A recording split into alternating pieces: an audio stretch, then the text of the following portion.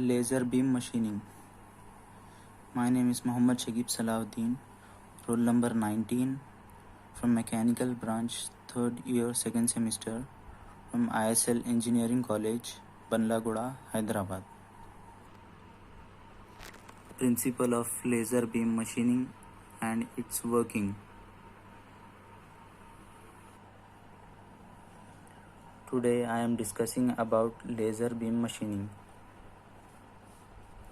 and how does the laser beam machine works and which parts does it consists of.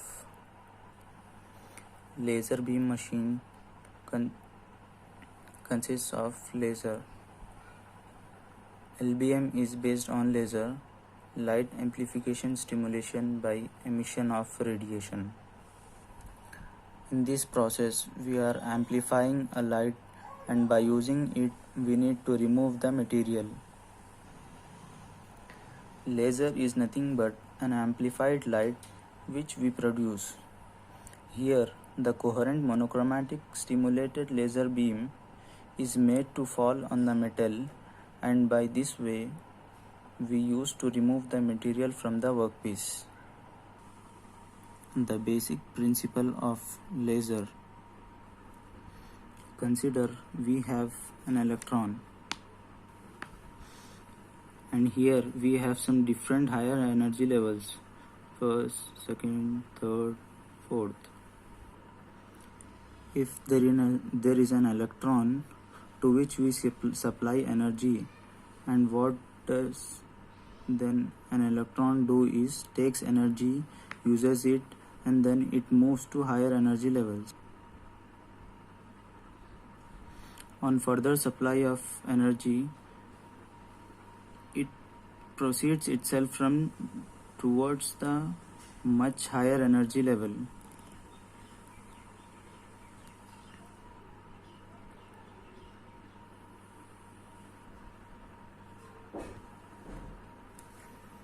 As on the energy increases, it moves to the next higher energy levels simultaneously. But finally, when this electron comes to its original state, then it tries to stable itself.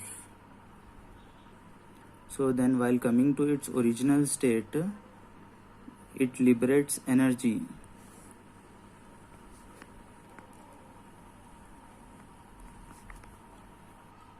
The liberated energy will be in the visible light form. So then we will be using this visible light form for removing of the material. Whenever an electron takes energy and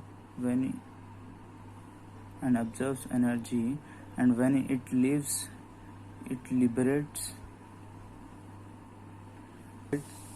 energy. So the visible light form produces. Then that energy we are using in this process. So this is the basic principle of laser about how it produces. Now let's go to the setup of laser beam machining. And here are the parts which is consists of. First of all, we need a power supply.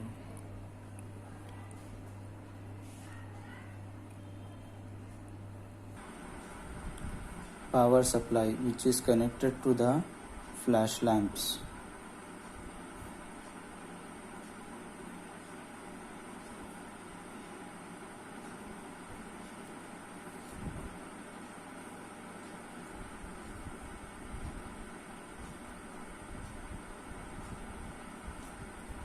Lamps in the laser beam machining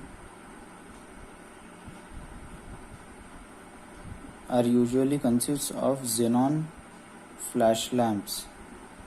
These xenon flash lamps liberates higher energy than any other of the lamps. Why we are using flash lamp is to produce light energy and provide the light energy to the Rubik crystal. Here is the centrally placed between lamps. It is ruby crystal tube. Ruby crystal emits the light. Commonly used emitting material in solid state. Example, ruby cube crystal.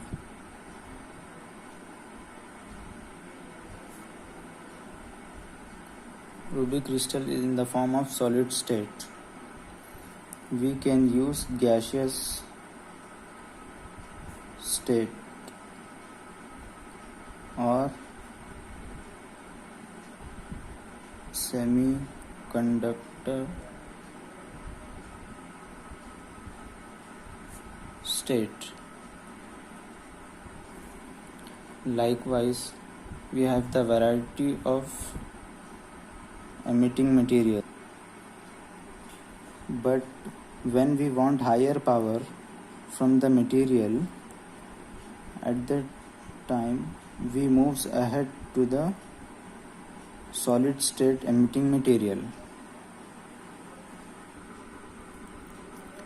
In this ruby crystal tube, a chromium oxide is doped.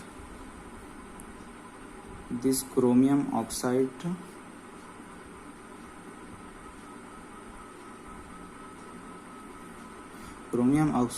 works here as an impurity material in the Rubik cube crystal. What happens is, after doping of the chromium oxide in the Rubik crystal, when the xenon flash lamp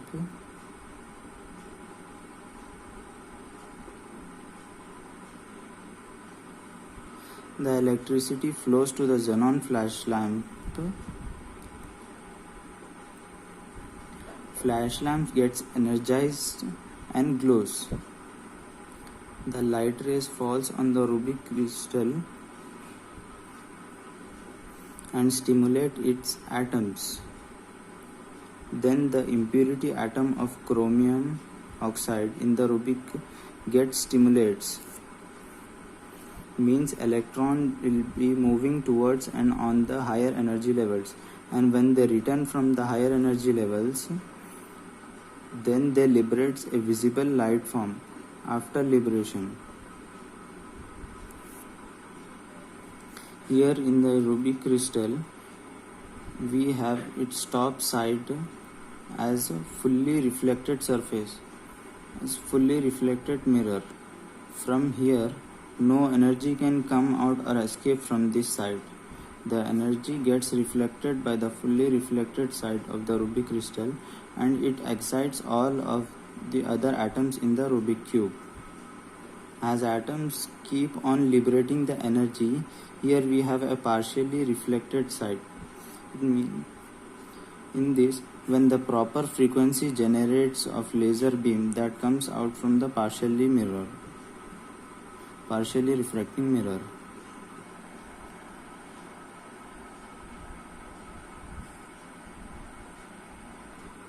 When the energy comes out from the partially reflecting mirror, it is important to focus the energy so that to have the complete energy.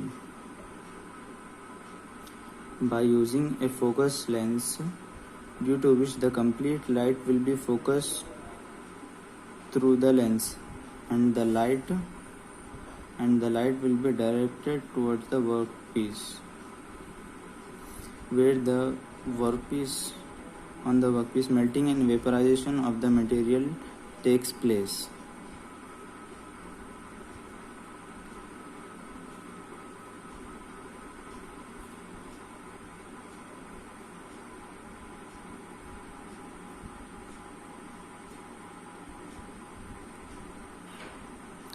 By this way, we remove the material. Laser beam machining can be operated on both metallic and non-metallic materials. It is mostly used for the machining of brittle materials because of its no ductility factor. It can't be deformed. If brittle material is operated on any of the different machining process, it will get braked. Due to this reason, laser beam is better for the brittle materials. It is the complete process of laser beam machining. Thanks for the watching principle of laser beam machining and its working. A video by Mohammad Shakib Salahuddin, roll number 19.